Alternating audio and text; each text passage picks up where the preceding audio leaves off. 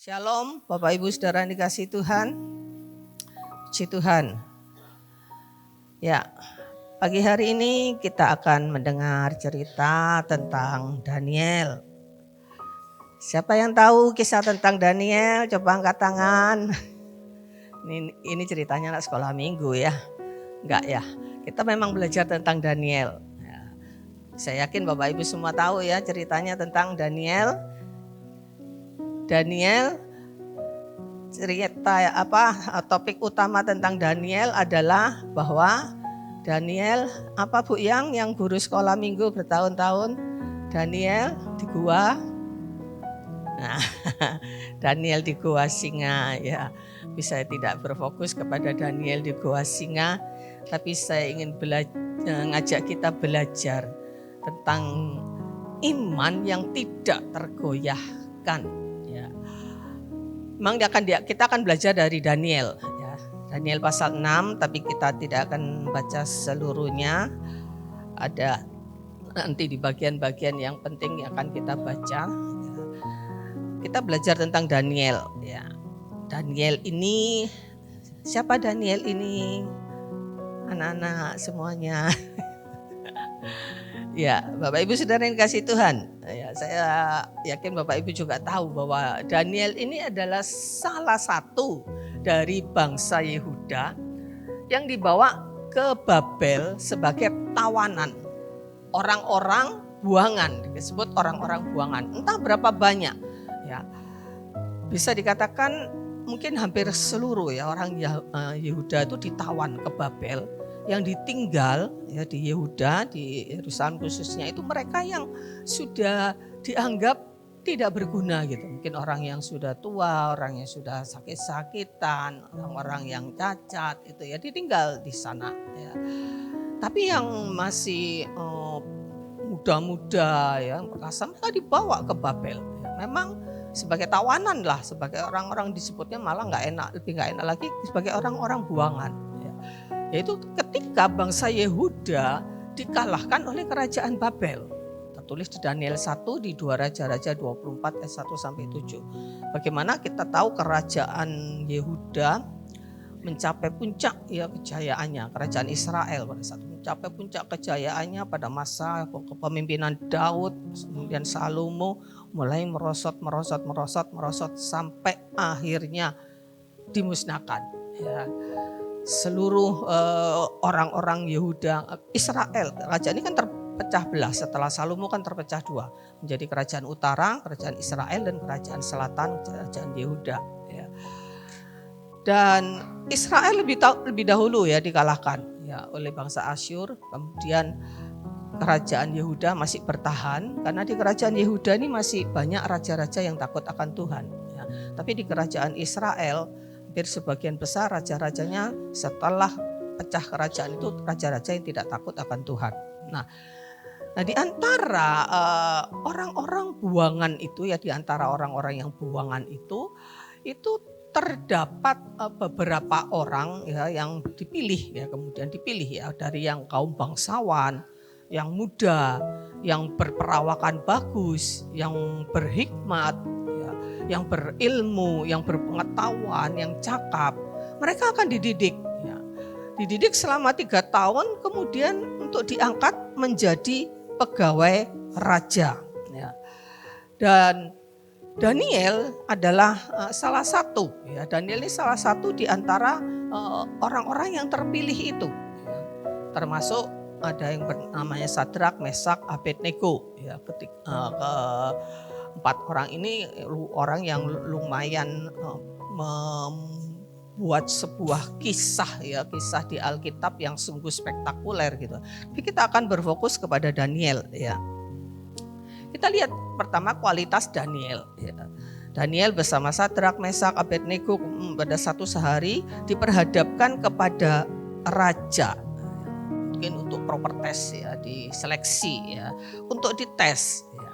Dites dan didapati bahwa mereka ini 4 orang ini 10 kali lebih cerdas daripada orang-orang Kasdim sendiri. Ya, orang-orang Kasdim ini banyak orang-orang pintar, banyak ahli-ahli nujum ya, yang ada yang dipakai oleh raja.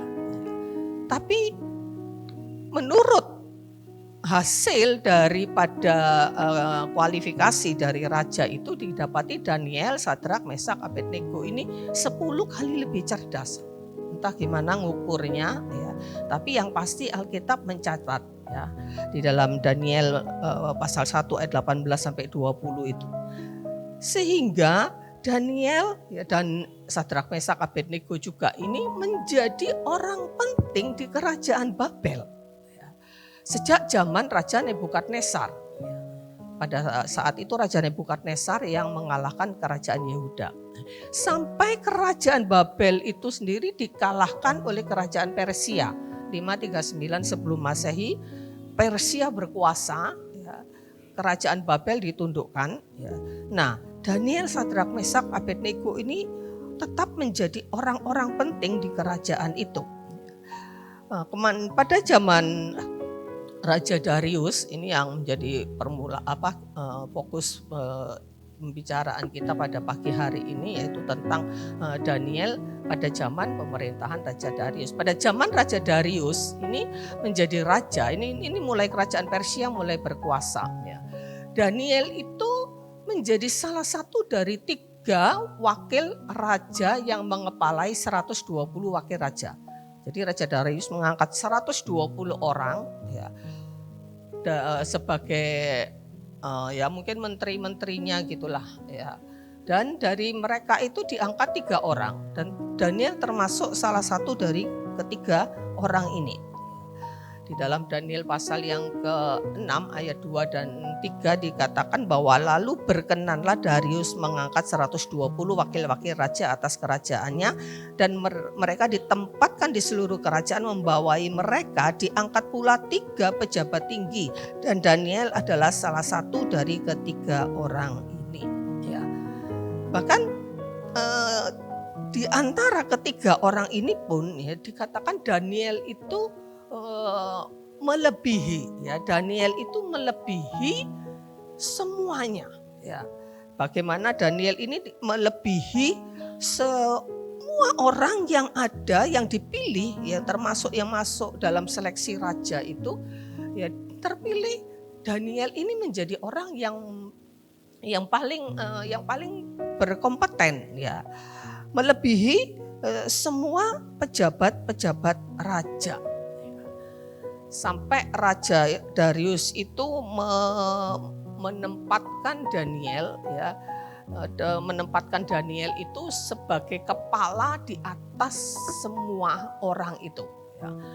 Maka Daniel itu melebihi para pejabat tinggi dan para wakil raja dari kerajaan itu, dan ia memiliki roh yang luar biasa ya, dan raja bermaksud ya menempatkan dia menjadi kepala ya di seluruh kerajaannya, mungkin menjadi wakil raja gitu ya, orang nomor 2 ya setelah raja ya. Ini kualitas Daniel ya. Selain itu Daniel ini memiliki kemampuan atau ya berkat hikmat dari Tuhan. Daniel ini pada zaman sebelumnya bisa menafsirkan mimpi dari Raja Nebukadnezar ya. Bisa menafsirkan tulisan di dinding pada saat pemerintahan Raja Belsyazar. Ya, Raja Belsyazar ini raja yang tidak takut akan Tuhan, sampai satu saat dia mengadakan pesta. Ya, timbul tulisan di dinding mene tekel ufarsim. Ya, raja bingung. Ya, Daniel bisa mengartikan itu. Ya.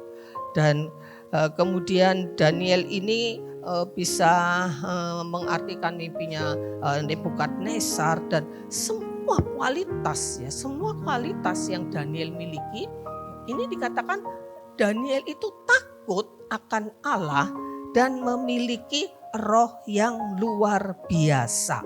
Ya, Daniel pasal 6 ayat yang keempat tadi yang kita lihat tadi. Ya, Daniel ini orang yang takut akan Tuhan. Di awal-awal Daniel, Sadrak, Mesak, Abednego ada di kerajaan Babel, ya kan, mereka yang akan masuk seleksi itu di karantina mungkin ya, di karantina ya, diberikan makanannya makanan raja, mereka bisa duduk mungkin makan bersama-sama dengan raja. Dan Daniel bersama ketiga orang yang lain, Sadrak, Mesak, Abednego, dikatakan mereka tidak mau menajiskan dengan makanan-makanan raja. Ya, entah apa artinya, mungkin makanan-makanan raja itu makanan-makanan yang dikatakan kok tidak mau menajiskan diri. Ya, mungkin makanan-makanan yang entah ada urusannya dengan berhala kah, tidak jelas gitu. Daniel cuma minta dikasih makan sayur-sayuran saja. Ya. Nah ini kualitas Daniel, ya, dia dikatakan tidak mau menajiskan diri, berarti dia makanan-makanan raja yang disuguhkan itu dimungkinkan bisa menajiskan diri, karena orang-orang Israel kan terikat dengan hukum Taurat yang sampai dalam hal makanan minuman pun itu diatur. Mereka tidak boleh sembarangan makan. Orang Israel itu ada banyak makanan-makanan yang tidak boleh dimakan, yang dikategorikan makanan-makanan yang haram. Ya, mungkin seperti itu. Kalau kerajaan Babel itu kan boleh dianggap kerajaan bagi Israel itu mungkin kerajaan kafir gitu ya. Mungkin makanan-makanan yang tidak halal ya bagi orang-orang Israel ya, khususnya bagi Daniel pada saat itu. Nah, dari semua kualitas yang Daniel miliki ya, tentu ini adalah kasih karunia. Ya, kalau dia bisa menafsirkan mimpi, ya dia bisa menafsirkan tulisan, tentu ini anugerah ya, anugerah dari Tuhan. Tapi di samping itu Daniel pribadi sendiri dia memiliki kualitas, dikatakan memiliki roh yang luar biasa ya. Rohnya dia ini roh yang luar biasa ya. Nanti kita akan melihat kisah berikutnya ya. Nah, Daniel ini merespon ya keberhasilannya itu dengan benar. Ini poin penting dalam kehidupan Daniel. Ini diangkat orang buangan yang biasanya dianggap menjadi orang-orang yang tidak dianggap lah, itu orang-orang buangan, orang-orang tawanan. Ya. Tapi Daniel ini diangkat menjadi, Darius ini berniat mengangkat dia di atas semua ya, pegawai-pegawai raja, semua menteri-menteri. Tapi Daniel bisa merespon keberhasilan ini dengan benar. Dia tidak menjadi sombong, dia tidak melupakan Allahnya, Allah Israel, Allah Abraham, Allah Ishak, Allah Yakub. Dia tidak melupakan Allahnya, dia tetap memiliki kekuatan, kemantapan iman ya. Dan Daniel dikatakan tidak didapati kesalahan, tidak didapati kelalaian pada diri Daniel. Ini sebuah keberhasilan ya, yang bisa cenderung membuat orang itu menjadi sombong. Ya. Keberhasilan itu adalah saya kemarin menulis di sebuah quote gitu ya. Kadang-kadang atau seringkali keberhasilan itu menjadi sesuatu yang negatif ya, karena cenderung membuat orang menjadi lupa akan Tuhan. Tapi Daniel tidak lupa akan Tuhan. Dan ini respon terhadap keberhasilan ini sangat penting. Sering orang itu berfokus kepada keberhasilannya, berusaha bagaimana caranya bisa mencapai keberhasilan dalam berbagai bidang, ya, ekonomi kah, di bidang pendidikan dan sebagainya. Orang berusaha mencapai kualitas ini, mencapai prestasi ini. Tetapi banyak orang tidak mempersiapkan dirinya untuk bisa merespon keberhasilan dengan baik. Sehingga ada banyak contoh ya, orang-orang yang kemudian menjadi sombong. Ya, contohnya juga Raja Salomo. Ya, termasuk raja yang cukup berhasil. Ya, tapi dia tidak bisa merespon keberhasilannya dengan baik. Dia menggunakan kekuasaannya sampai dia memperistri banyak perempuan dan akhirnya kerajaan itu jatuh. Nah, Daniel bisa merespon keberhasilan ini dengan baik. Dia tetap rendah hati ya. Sampai ada ayat yang kelima itu kemudian dikatakan tidak didapati alasan. Ya, tidak terdapat alasan apapun untuk menjatuhkan Daniel. Ya. Dari pegawai-pegawai raja itu semua merasa iri hati. Ini mereka yang tidak bisa merespon juga apa yang mereka alami. Mungkin mereka menganggap mereka gagal. Ya, tidak seperti Daniel gitu, yang bisa mendapatkan kehormatan lebih daripada mereka, dan mereka tidak bisa merespon itu. Ya, mereka tidak bisa merespon itu sehingga akhirnya mereka merasa iri hati. Ya, dikatakan Daniel 6 ayat 5, kemudian para pejabat tinggi dan wakil raja itu mencari alasan dakwaan terhadap Daniel dalam hal pemerintahan, tapi mereka tidak mendapat alasan apapun. Ya, tidak mendapat sesuatu kesalahan pun, satu kesalahan aja tidak ada. Ya, sebab apa? Ia setia, ya, dan tidak didapati satu kelalaian pun. Kelalaian ini kan biasanya sesuatu yang sesuatu yang wajar gitu ya, namanya juga manusia, mungkin lalai ya, kemudian ada kesalahan mungkin bisa ya. Tapi Daniel ini kita mencatat tidak didapat satu kelalaian dan satu kesalahan pun pada dirinya. Ini yang luar biasa ya. Dan hal ini ternyata menjadi bumerang justru bagi Daniel, karena kemudian Daniel mendapat serangan dari teman-teman sejawat yang iri hati ya.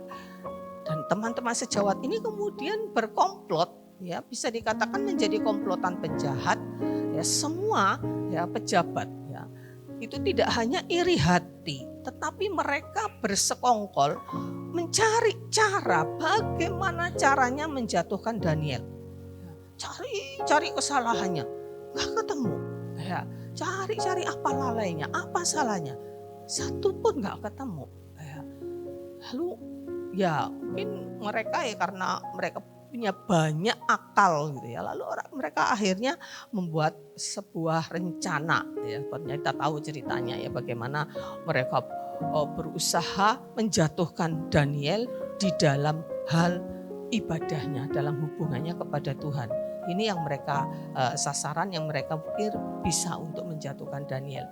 Mereka mengusulkan kepada raja untuk dibuat sebuah surat keputusan. Ya, bahwa dalam 30 ya intinya mungkin mereka dalam rancangan mereka itu mereka berusaha untuk bisa meninggikan raja gitu ya. Dalam 30 hari ini semua rakyat tidak boleh ada yang beribadah atau berdoa kepada siapapun. Tidak boleh minta-minta kepada siapapun kecuali berdoa kepada raja. Ya. Nah, Raja Darius tidak berpikir panjang, oke, ya, tanda tanganilah dengan meterai raja sehingga surat keputusan itu tidak bisa diganggu gugat. Ya, ini yang dihadapi oleh Daniel. Daniel menghadapi keputusan raja yang tidak dapat dibatalkan. Tidak bisa dibatalkan kalau sudah dikasih meterai oleh raja, tidak bisa dibatalkan. Ya, itu tantangan yang dihadapi oleh Daniel pada saat itu. Nah, kalau kita merefleksikan, kita belajar dari Daniel, ya, pasti semua orang percaya juga punya tantangan. Ya. Saya yakin tidak ada orang siapapun itu yang hidup di dunia ini tanpa tantangan. Ya. Tantangan kita berbeda ya, dengan yang dihadapi Daniel. Ya. Pasti kita tidak menghadapi tantangan seperti itu. Ya, sekalipun di negeri ini kita ini termasuk minoritas ya, ada kelompok-kelompok tertentu yang tidak suka, ada tempat-tempat ibadah yang ditutup, ada yang lagi-lagi ibadah ya didatangi ya diobrak-abrik dan sebagainya. Mungkin ada seperti itu, tetapi secara hukum ya kita masih bersyukur ya bahwa negara masih melindungi ya orang-orang yang dari sila pertama Pancasila ya, ketuhanan yang Maha Esa, ada 5 agama yang diakui oleh pemerintah dan mendapat perlindungan secara hukum. Mungkin kita tidak menghadapi, walaupun ada kasus-kasus ya di beberapa daerah yang menghadapi tantangan seperti itu. Ya, tentu ini juga mirip juga dengan komplotan-komplotan yang berusaha menjatuhkan Daniel karena ketidaksukaan ya, karena ketidaksukaan mereka terhadap kekristenan mungkin. Tapi ada banyak tantangan-tantangan yang dihadapi oleh orang-orang percaya Ya, terutama itu tantangan dari diri sendiri, bukan dari luar. Ya, di dalam 1 Yohanes 2 ayat yang ke-15 dikatakan ada keinginan daging, ada keinginan mata, ada keangkuhan hidup. Ya, ini berbicara tentang harga diri, nama baik, harta, jabatan, kekuasaan, kesuksesan, pencapaian yang sangat-sangat berpotensi menggantikan posisi Tuhan. Ini tantangan orang percaya masa kini. Ya. Tentu kita juga perlu waspada tentunya dengan kelompok-kelompok radikal ya, yang tidak mencukai kekristenan, dan memang gereja pada akhir zaman ini pasti akan menghadapi ujian. Ya, ujian akhir zaman, penyaringan akhir zaman akan ada. Kita tidak tertutup kemungkinan akan ada siksaan bagi orang-orang percaya. Ya, tertulis di dalam firman Tuhan bagaimana kita akan menghadapi semuanya itu. Tuhan Yesus sudah berpesan kepada murid-muridnya, kamu akan dianiaya dan sebagainya. Ya, kita menghadapi tantangan juga seperti itu gitu ya. Tapi yang mari kita bisa yang semasa kita belum menghadapi tantangan yang seperti itu, dihadapkan kepada pengadilan, dianiaya, ya, mumpung kita belum menghadapi tantangan itu, kita memperkuat diri kita, ya, untuk kita menjadi orang-orang percaya yang betul-betul menjadikan Tuhan sebagai satu-satunya juru selamat yang kita sembah, satu-satunya Tuhan. Saya pernah berbicara tentang perbendaharaan hati. Ada terlalu banyak hal yang bisa masuk di dalam hati kita. Hati kita ini seperti satu tempat yang rasanya itu tidak terbatas. Apa saja bisa masuk. Ya, kebencian bisa masuk. Ya, keinginan akan dosa bisa masuk. Ya, semua hal bisa masuk. Ya, karena itu perlu kita waspada. Menjadikan Tuhan sebagai satu-satunya, ya, bukan nomor satu. Ya. Pernah saya sampaikan juga, ya,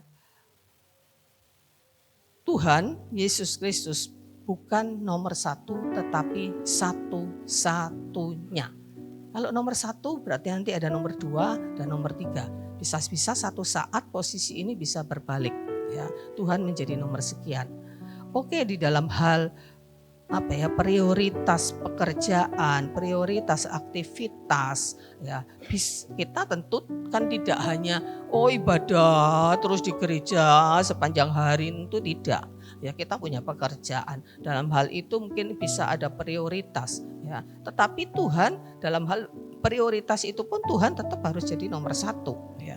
Artinya dalam hal pekerjaan kita, aktivitas kita, apapun yang kita lakukan, semuanya berending, ya, kepada memuliakan Tuhan. Artinya tetap Tuhan itu jadi yang nomor satu. Ya. Nah, kita melihat bagaimana tantangan yang dihadapi Daniel ini, itu ya tidak membuat Daniel itu goyah. Ya, tetapi orang percaya pada masa kini ada banyak orang yang menjadi goyah, ya, dengan tantangan, ya, ekonomi yang sulit. Kadang-kadang kalau saya membaca tentang masa depan itu, ya, Indonesia, tentang keadaan ekonomi yang sulit, kadang timbul rasa takut juga, ya. Ada tantangan-tantangan yang seperti itu. Dunia tidak akan pernah menjadi lebih baik, karena firman Tuhan sekarang sudah mengatakan, ya, dunia kan semakin jahat, orang kan makin mencintai diri sendiri, ya. Ada banyak sekarang juga tantangan itu bukan penderitaan, tetapi justru kenyamanan, ya, kenyamanan. Ada banyak seperti sebuah pemikiran atau sebuah prinsip-prinsip yang sekarang ini beredar. Ada 3 hal itu yang saya catat ini kemarin, beberapa hari yang lalu saya juga pas nonton TV, pas membahas juga, ya, tentang beberapa hal ini, ya. Ada paham-paham kekinian. YOLO, ya, you only live once. cuma hidup sekali, nikmati ya. Nikmati semua kesenangan hidup cuma sekali ya. Itu menjadi seperti satu prinsip gitu yang terutama ini yang menyerang golongan milenial ya, golongan milenial, generasi Z ya. Yang dibahas yang lihat TV itu di generasi Z, mulai adalah yang disebut generasi strawberry ya. Ada generasi strawberry, coba searching di Google, ada generasi strawberry sekarang ini. Strawberry itu bagus, indah ya, rasanya kuat ya, tetapi kulitnya sangat tipis, mudah hancur ya. Itu menggambarkan mulai generasi Z ke bawah sekarang ini ya. Smart ya, punya kepintaran tetapi rapuh ya. Kemudian ada paham lain, FOMO ya, fear of missing out ya. Takut ketinggalan zaman, ketinggalan tren ya, ketinggalan mode, ketinggalan berita. Ini menjadi sebuah ketakutan ya. Fear of missing out ya. Ini dibahas juga kemarin di TV ya, dengan seorang narasumber, seorang psikolog gitu ya. Di kalangan anak-anak muda ya, mereka takut ketinggalan ya, sehingga mereka berusaha bagaimana untuk bisa menampilkan dirinya untuk mendapatkan penghargaan, aktualisasi diri yang salah gitu ya. Fondasi harga diri mereka salah ya. Mereka sekedar takut ketinggalan dengan teman-temannya. Teman-temannya punya gadget baru, waduh rasanya sudah kayak dunia mau kiamat ya. Ada banyak kan kasus-kasus seperti itu ya, ada banyak masih remaja-remaja ya bunuh diri karena gara-gara tidak dibelikan HP ya, tidak dibelikan HP sesuai keinginannya, tidak diganti gadgetnya ya, sampai bunuh diri ya. This fear of missing out. Kemudian ada lagi namanya FOMO ya, ini baru saya dengar beberapa hari yang lalu ya. Ini FOMO, fear of people's opinion, takut dengan penilaian orang ya. Takut dengan penilaian orang ya. Duh gimana ya, nanti kalau orang itu bilang ya saya ini penampilan saya ini kurang bagaimana ya. Takut dengan penilaian orang. Ini fondasi yang sangat-sangat rapuh ya. Saya pernah menyampaikan bagaimana tentang prinsip harga diri orang percaya ya. Prinsip orang-orang yang dunia yang salah itu harga diri itu adalah penampilan plus kata orang ya. Jadi bagaimana penampilannya, itulah harga dirinya. Kalau penampilannya wah ya berarti harga dirinya naik ya. Plus apa kata orang ya, tergantung penilaian orang. Dan ini akhirnya menjadi sebuah tren ketakutan, fear of people's opinion, takut dengan penilaian orang ya. Takut nanti dibilang jadul lah ya, takut nanti dibilang ketinggalan zaman lah ya. Ya mungkin kalau enggak tahu ya, sepertinya kalau seumur-umur saya gitu ya mungkin, tapi enggak tertutup kemungkinan sih ada banyak emak-emak sosialita juga yang bagaimana mereka membangun harga diri, membangun harga dirinya dengan penampilan gitu ya. Tapi saya berharap di sini enggak ada ya siapapun itu ya. Pada harga diri kita bukan tergantung dari penampilan plus kata orang. Rumus harga diri kita ini orang-orang percaya ini adalah darah Kristus plus apa kata Tuhan. Ya.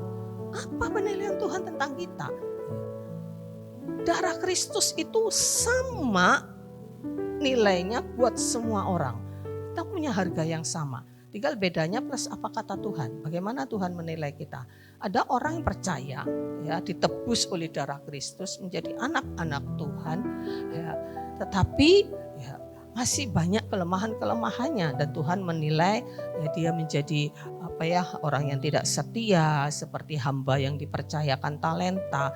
Tuhan menilai ini hamba yang tidak setia ya, hamba yang tidak bertanggung jawab ya, ketika dipasrahkan pekerjaan rumah ditinggal oleh tuannya datang mereka tidak sedang mengerjakan pekerjaannya ya. Dan apa kata Tuhan itu penting bagi kita, apa kata orang itu tidak penting. Bukan berarti kita mengabaikan ya, Bukan berarti kita mengabaikan penilaian orang. Kalau orang itu memberikan kritik, memberikan nasihat, memberikan saran, ya, dan itu benar, penting bagi kita, terima itu. Ya. Tapi kalau kata orang hanya sekedar menilai penampilan kita, ya itu gak penting buat kita. Ya. Gak perlu itu menjadi sebuah ketakutan gitu kalau sampai orang menilai kita seperti itu. Dan hal-hal ini bisa menjadi kendali atas hidup seseorang. Ya, orang itu dikendalikan oleh apa kata orang. Orang itu dikendalikan oleh, waduh saya hidup cuma sekali, kapan lagi menikmati. Orang itu dikendalikan oleh tren, ya, oleh apa yang ada di dunia ini, hal-hal duniawi. Ya, takut ketinggalan zaman. Dan ini bisa menjadi pengendali, bukan lagi Tuhan yang menjadi pengendali. Ya, inilah tantangan kita di masa yang sekarang ini. Tentu akan banyak sekali tantangan-tantangan lain. Ya, godaan media sosial, gunaan kita membuang-buang waktu hanya dengan berselancar ya dengan dunia maya ya. Itu godaan juga, sehingga kita mengabaikan waktu untuk ibadah, mengabaikan waktu untuk berdoa. Keberhasilan orang lain itu juga bisa menjadi godaan, seperti rekan-rekan sejawatnya Daniel menjadi iri hati. Belum lagi tekanan kebutuhan, ini bisa menjadi tantangan bagi kita untuk bagaimana caranya pokoknya bisa memenuhi kebutuhan. Ya, segala cara ditempuh. Ya, melanggar hukum pun ditempuh, ya. Dan kemudian rasa berharga yang salah tadi itu menjadi tantangan-tantangan kita, dan lain-lain. Masing-masing punya tantangan sendiri-sendiri, mungkin tantangan dari keluarga kah, ya, tantangan dari dalam hal iman kita kepada Tuhan juga mungkin mendapatkan tantangan, ya. Kita orang Kristen di antara keluarga yang tidak seiman juga itu pun mungkin jadi tantangan. Ada terlalu banyak tantangan. Tapi bagaimana kita akan melihat bagaimana Daniel menghadapi tantangan, ya. Bagaimana Daniel menghadapi tantangan itu? Dia tetap bertahan kepada kebenaran, ya. Dia tidak tergoyahkan, sekalipun ancamannya itu hukuman mati. Ya. Masuk gua singa itu kan sama dengan mati. Ya. Tapi Daniel bertahan kepada kebenaran. Ya. Ini yang sulit bagi orang-orang percaya sama masa kini kan. Sulit untuk kita bertahan di dalam kebenaran. Ya, namanya dunia masa sekarang inilah. Ya, korupsi dikit no problem lah. Ya, bohong-bohong dikit no problem lah. Ya, nyeleweng sedikit. Mari kita jujur, benar di hadapan Tuhan dalam hal apapun. Ya, dalam bisnis tentu ada banyak tantangan. Ya, tentu banyak tantangan untuk menyimpang dari kebenaran. Mari sebagai orang percaya bertahanlah ya kepada kebenaran.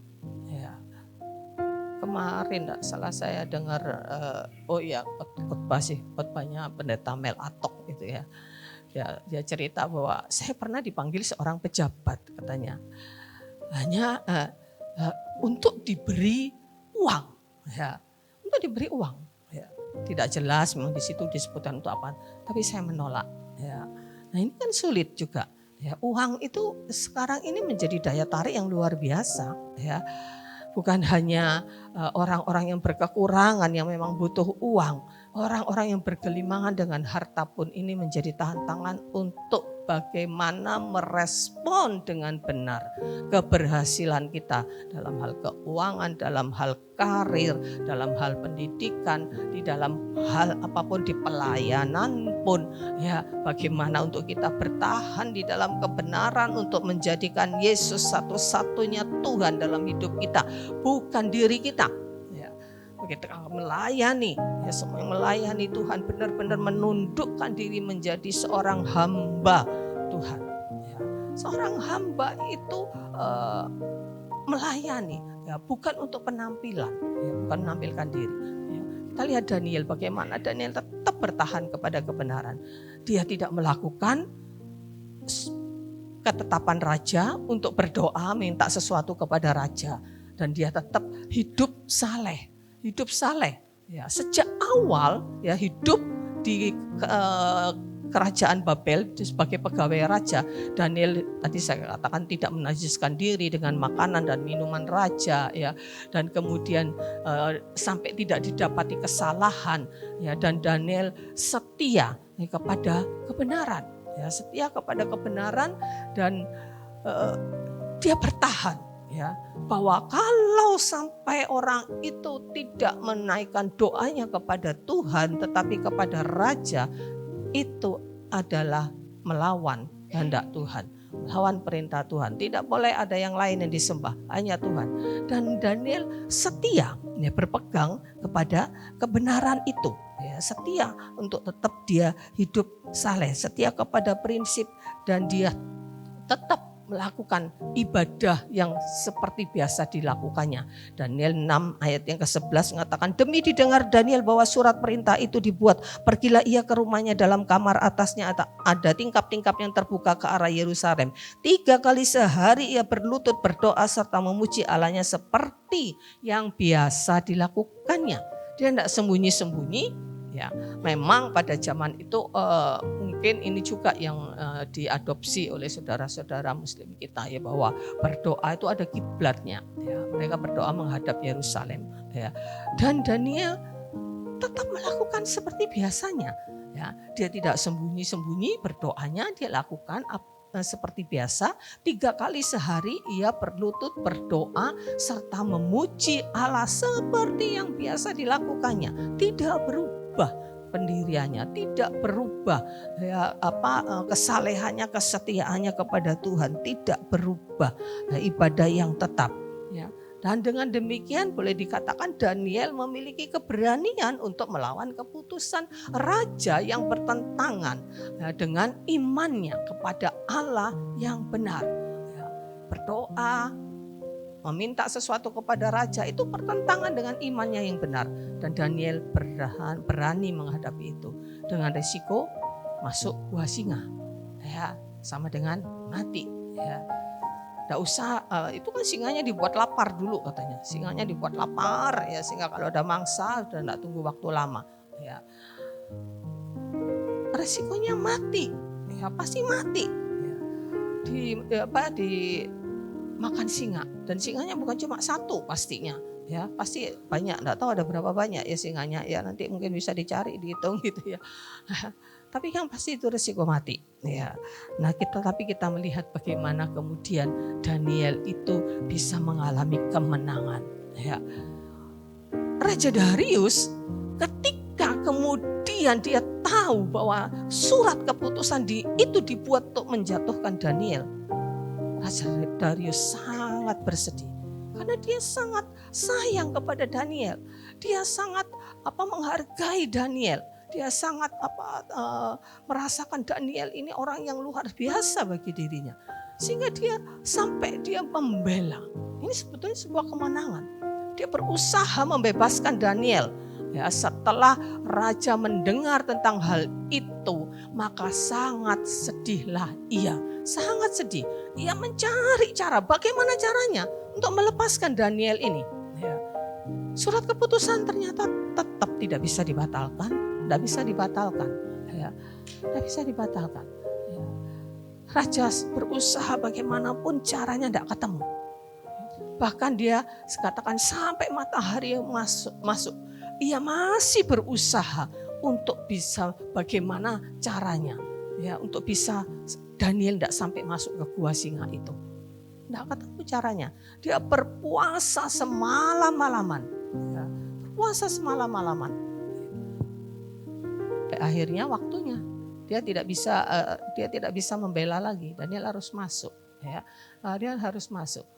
Dan katakan lalu pergilah raja, ya, ke istananya berpuasa, ia semalam-malaman itu.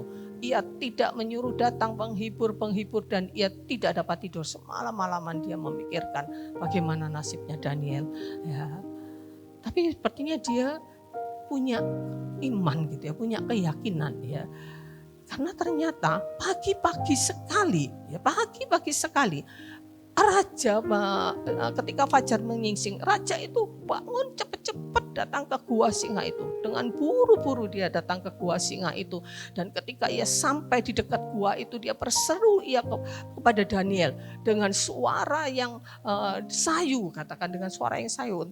Saya tidak menyelidiki, kemarin tidak sempat menyelidiki apa maksudnya sayu di sini. Ya.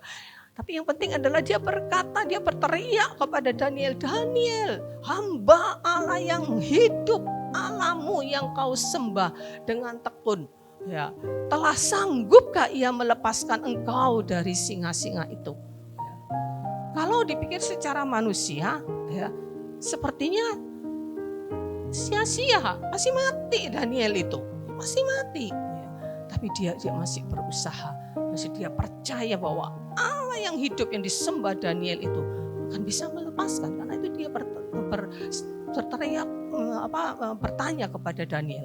Lalu kata Daniel kepada raja, ya raja, kekalah hidupmu, Allahku telah mengutus malaikat-malaikatnya untuk mengatupkan mulut singa-singa itu sehingga mereka tidak mengapa-ngapakan aku, karena ternyata aku tidak bersalah di hadapannya juga terhadap tuanku ya raja, melainkan ya kejahatan. Ya.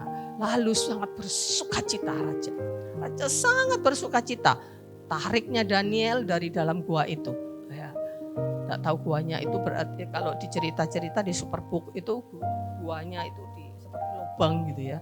Entah gimana kok bisa kedengaran gitu suara raja itu kepada Daniel, dan Daniel berbicara, menjawab juga raja itu bisa mendengar. Ya.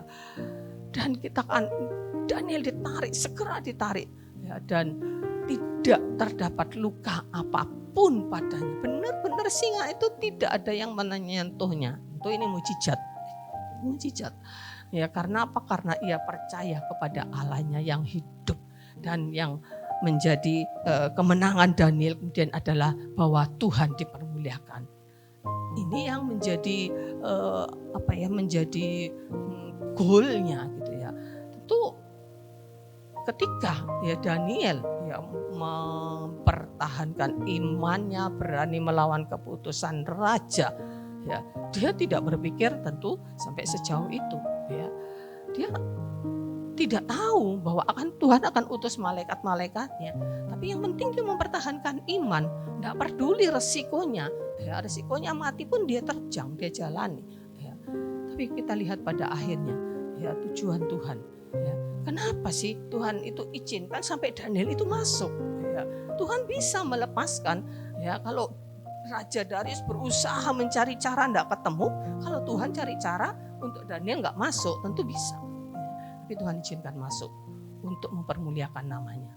Bersama ini, ku berikan perintah, ini kata Raja Darius, ya, bahwa di seluruh kerajaan yang aku kuasai, orang harus takut dan gentar kepada siapa?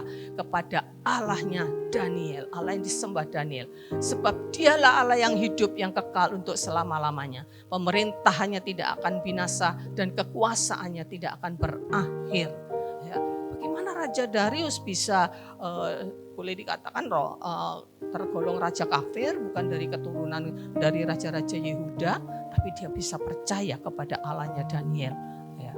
Ini adalah ya, yang kemenangan Daniel yang terutama, bahwa Tuhan itu dipermuliakan, ya, dan sampai pada akhirnya ya Raja Darius melepaskan, menolong, dan bagaimana dia mengatakan bahwa Raja Allah yang disembah Daniel itu Allah yang sanggup melepaskan, menolong. Dia percaya itu adalah pertolongan Tuhan. Ya. Dan tanda-tanda dan mujizat di langit itu dikuasai oleh Tuhan. Ya. Dia yang telah melepaskan Daniel dari cengkeraman singa-singa katanya. Ya.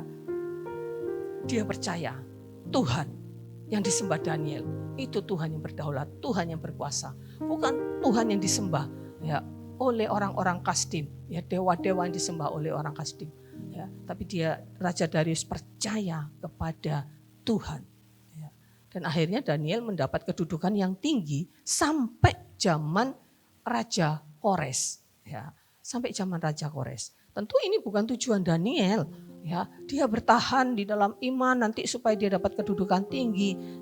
Itu bukan menjadi tujuan Daniel, tetapi ini anugerah yang Tuhan berikan kepada Daniel. Ya, Daniel tidak mengejar kedudukan untuk dia berani menghadapi tantangan itu, tidak. Tapi Daniel hanya ingin tetap kepada iman yang teguh kepada Tuhan. Ya. Nama Tuhan dipermuliakan sampai raja memberikan perintah itu, dan Daniel sungguh-sungguh bisa membawa, ya, Raja Darius percaya, dan Raja Darius memerintahkan kepada seluruh rakyatnya untuk hanya menyembah kepada Allahnya Daniel. Dan sebagai penutup, Bapak Ibu Saudara yang dikasihi Tuhan, ya, Daniel ini yang memiliki kedudukan tinggi di dalam pemerintahannya, ya. Nah, bagaimana dengan kita? Itu yang menjadi pertanyaan. Ya, godaan di zaman sekarang ini sangat banyak sekalipun berbeda, ya, dengan tantangan yang dihadapi oleh Daniel, ya. Dan semua orang percaya menghadapi tantangan-tantangan seperti yang saya sebutkan tadi. Ya, ada terlalu banyak tantangan-tantangan. Ya, bagaimana kita bisa mengatasi? Ya, kita harus bisa mempertahankan iman kita kepada Yesus Kristus. Ya, tetap setia kepada Yesus Kristus walaupun nantinya mungkin, ya, seperti Alkitab sudah katakan akan ada penganiayaan, ya, akan ada penyaringan akhir nantinya itu, ya. Ketika sebelum Tuhan Yesus datang yang kedua kali, kan ada penyaringan. Dimulai dari rumah Tuhan. Di dalam surat Petrus dikatakan, ujian itu dimulai dari rumah Tuhan, dari orang-orang percaya. Akan ada ujian. Mari kita berlatih sekarang. Berlatih sekarang. Tinggalkan semua hal-hal yang tidak beres dalam hidupmu.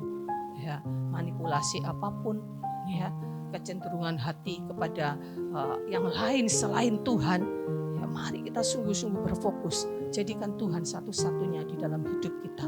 Ya, dalam kita berkarya, ya, di dalam kita bekerja, ya, di dalam kita beraktivitas, di dalam kita melayani Tuhan.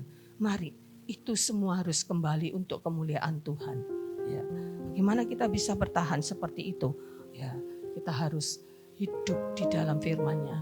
Ya, lalu Vanuel menyampaikan untuk hidup di dalam firman-Nya. Ini bukan sekedar kita tahu, bukan sekedar pengetahuan, tapi menjadi lifestyle kita.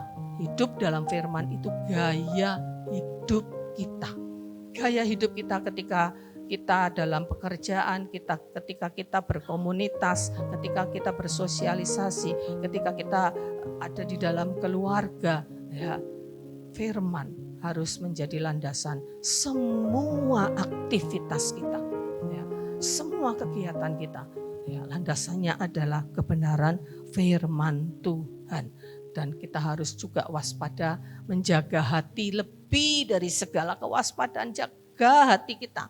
Ya, tidak perlu kita berupaya bagaimana menjaga bisnis kita, menjaga penting kita berstrategi bagaimana supaya bisnis kita bertahan, supaya bagaimana kita ini tetap bisa ketika kita memiliki satu kedudukan, mungkin tadi bisnis, tadi perusahaan, tadi pemerintahan, entah sebagai apapun posisi kita tentu harus tetap bisa mempertahankan itu, ya, di tengah-tengah situasi, kondisi lapangan pekerjaan yang sulit. Kalau kita punya pekerjaan, kita bertahan seperti itu. Tetapi yang lebih terutama bukan menjaga posisi pekerjaan kita, tapi utama menjaga hati terlebih dahulu dari segala kewaspadaan.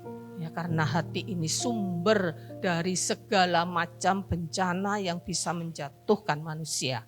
Ya, karena ketika Tuhan tidak lagi menjadi yang nomor satu di hati kita, ya, maka itu seperti satu hal yang lambat atau cepat itu akan membawa kita kepada kejatuhan. Jadi ketika Tuhan menjadi pengendali hidup kita yang terutama, ya, bukan orang, bukan harta, bukan kedudukan, bukan apapun yang menjadi pengendali hidup kita, maka kita pastikan, ya, kita tidak akan pernah jatuh, ya, dan memiliki keberanian untuk melawan dosa. Memiliki keberanian untuk melawan dosa. Apapun itu yang bertentangan dengan firman Tuhan, sekalipun dikatakan itu dilakukan oleh banyak orang, ya itu hal yang wajar. Semua orang melakukan hal itu, ya, korupsi, ya, suap, main uang, ya itu hal yang wajar. Itu sudah menjadi sebuah hal yang tidak bisa kita hindarkan gitu ya. Ya dalam hal tertentu memang ya, kalau kita misalkan untuk ngurus apapun itu ya sekarang ini di birokrasi pemerintahan ya mungkin ya kayaknya dalam pemerintahan Jokowi itu lebih baik ya. Dulu waktu saya harus ngurus jual rumah warisan dari engkong saya itu ya, masih saya punya hak gitu ya, itu pakai orang yang biasa ngurus di pertanahan itu. Dia bilang sekarang ini zamannya Pak Jokowi sulit katanya. Sulit orang itu mau, dulu sangat gampang, yang penting ada duit. Ini orang yang biasa ngurus, kita pakai orang itu karena saya nggak ngerti dan nggak tahu apa. Ya sudah ke notaris, sudah ke ini, ribetnya luar biasa. Ya. Dia bilang sekarang ini sulit memang, tapi saya akan berusaha. Ya udah nggak tahu caranya gimana dah. Ya. Ada banyak hal memang yang kita tidak bisa hindari gitu ya. Tapi yang penting itu hati kita, ya, hati kita. Ya. Jangan ada sekali-kali tujuan, ya, untuk kepentingan kita pribadi, ya, untuk kepentingan kita pribadi, ya, sampai kita melanggar hukum-hukum Tuhan. Ya. Memang tidak mudah, ya, tidak mudah. Ya. Bagaimana caranya? Saya percaya Tuhan itu akan kasih hikmat kepada kita. Tuhan akan kasih hikmat kepada kita untuk kita tetap lurus di jalannya. Roh Kudus itu diberikan untuk membimbing kita kepada seluruh kebenaran. Ya, untuk membimbing kita kepada seluruh kebenaran, kita bisa ya, hidup benar di hadapan Tuhan. Ya. Karena memang Tuhan ingin kita ada di dalam kualitas yang seperti itu. Ya. Jaga hati, ya, jaga hati kita. Ya. Miliki keberanian untuk melawan dosa. Untuk berbohong, untuk melakukan hal apapun, ya, memiliki keberanian. Dan yang terakhir adalah bertahan, ya, setia bertahan sampai menang, ya, setia bertahan sampai menang. Kapan kita menang? Kita menang ketika Kristus dimuliakan dalam hidup kita, bukan ketika kita sukses secara duniawi. Tidak, kemenangan kita adalah ketika Kristus dimuliakan. Seperti yang dialami oleh Daniel. Kemenangannya adalah ketika Raja Darius memuliakan Tuhan dan seluruh rakyat ya di kerajaan Persia waktu itu ya memuliakan Tuhan, tidak boleh menyembah kepada Allah lain. Ini harus menjadi kemenangan kita, bahwa orang melihat kita dan memuliakan Tuhan.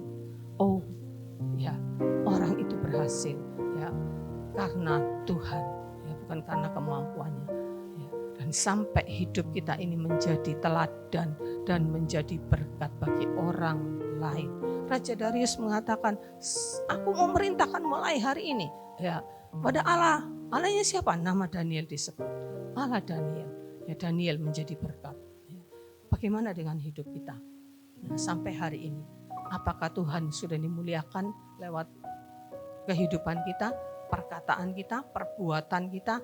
Ya, ataukah malah orang mengatakan, oh podo wae, ya orang Kristen ya podo wae kok, ya tidak. Mari kita berbeda, ya kita harus berbeda. Kamu berbeda dari dunia, berubahlah ya oleh pembaharuan budimu, ya tidak sama dengan dunia. Memang kita masih hidup di dunia, tapi kita harus hidup di dalam atmosfer kerajaan Allah. Amin. Warta Jemaat. Mari seluruh jemaat bergabung dalam komunitas sel untuk bertumbuh bersama-sama, belajar dan saling berbagi. Untuk penempatan komsel dapat menghubungi Bapak Gembala. Ibadah wanita hari Rabu pukul 5 sore di gereja. Ibadah doa dan komunitas doa pelayan Tuhan hari Jumat pukul 6 sore. Ibadah raya pertama pukul 6:30 pagi, sekolah minggu dan remaja, pukul 8:30 pagi. Ibadah raya kedua pukul 4 sore. Selamat ulang tahun kepada jemaat yang berulang tahun dalam minggu ini, kiranya Tuhan memberi kesehatan, kedewasaan rohani, berkat dan damai sejahtera. Pendalaman Alkitab akan diadakan Senin, 28 Oktober 2024. Tuhan Yesus memberkati.